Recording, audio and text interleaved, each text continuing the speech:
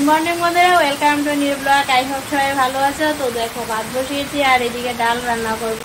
তো ডালটা ধুয়ে নিলাম, জলটা ঝরতে দিলাম। তো আজ করবো ডাল পাতুরি। আর দেখো বৃষ্টি নেমেছে, ভেবেছিলাম আগরতলায় যাব, কিছু মালপত্র আনবো পূজার বেচা কিনা, কিন্তু আকাশটা দেখো সকাল থেকে বৃষ্টি। গতদিনই প্ল্যান করেছি আজ সকাল সকাল রান্না বান্না সেরে আগরতলায় যাব, কিন্তু দেখো বৃষ্টি নেমে গেল। তো এবছর বেচা কিনা তেমন হবে না, কারণ বন্যার কারণে মানুষের হাতে টাকা কড়ি নেই, মানে ক্ষতিগ্রস্ত হয়েছে। আমার কাস্টমাররা বলছে এবার কিছু কেনাকাটা করবে না, তার জন্য মালপত্র তেমন আনবো না, অল্প স্বল্প আনবো। কি করে যাব, দেখো কি বৃষ্টি হচ্ছে। ভেবেছিলাম একদম সিম্পলি রান্নাবান্না সেরে আগরতলায় চলে যাবো, এটা হলো ব্যস্ত হয়েছে আর পড়া। তাও বৃষ্টিটা কমলে চলে যাব, কারণ দিন গনিয়ে গেছে, পূজার আর বেশি দিন বাকি নেই।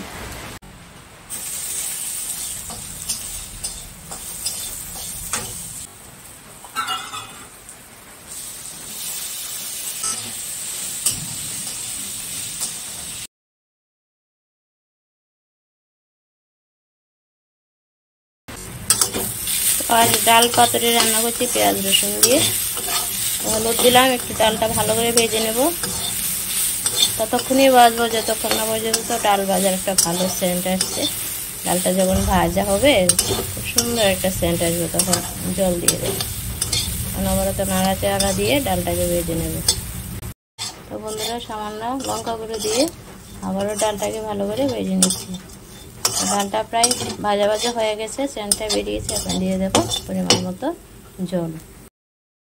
মতো জল দিয়ে দিলাম বন্ধুরা, ফুটন্ত জলে দিলাম, লবণ দিয়ে দিচ্ছি, একটা কাঁচা লঙ্কা চিড়ে দিয়ে দেবো, দিয়ে নাড়াচাড়া দিয়ে ডালটাকে ফুটতে দেব। ঢাকা দিয়ে দিচ্ছি, তাড়াতাড়ি পাক উঠে যাবে।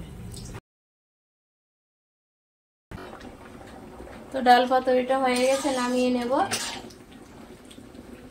আর এদিকে বৃষ্টিটাও থেমেছে, যদি বৃষ্টি না থাকে চলে যাবো আগরতলায়। তো তোমাদেরকে দেখাচ্ছি ডাল পাতুরিটা দেখতে কেমন হয়েছে। তো ডাল পাতুরিটা হয়ে গেছে, দেখো এরকম গোটা গোটা ডালটা থাকবে। নামিয়ে নেব। ডালটা যখন নামিয়ে রাখবো জলটা তো দেখা যাবে না। তো চলো, আমার ডাল পাতুরি হয়ে গেছে, নামিয়ে নিই। তো বন্ধুরা, ঝিঙে দিয়ে ছোটো মাছ রান্না করবো, তাই ঝিঙেগুলো চিকন করে কেটে নিয়েছি, এখন একটু ভেজে নেব। তো চলো ঝটপট রান্নাটা সেরে নিয়ে আগরতলায় যেতে হবে।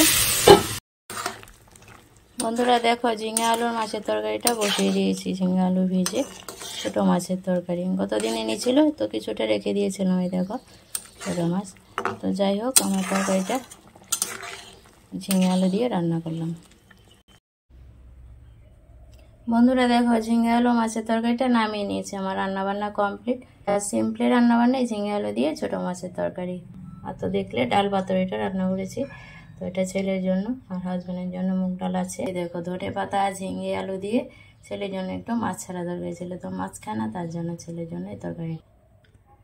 তো বন্ধুরা, এই ছিল আজকে দুপুরে রান্নাবান্না। তো বন্ধুরা, রান্নাবান্না তো করলাম দেখলে। তো রান্নাবান্না সেরে স্নান করে রেডি হয়ে চলে যাচ্ছি আগরতলায় মাল আনতে।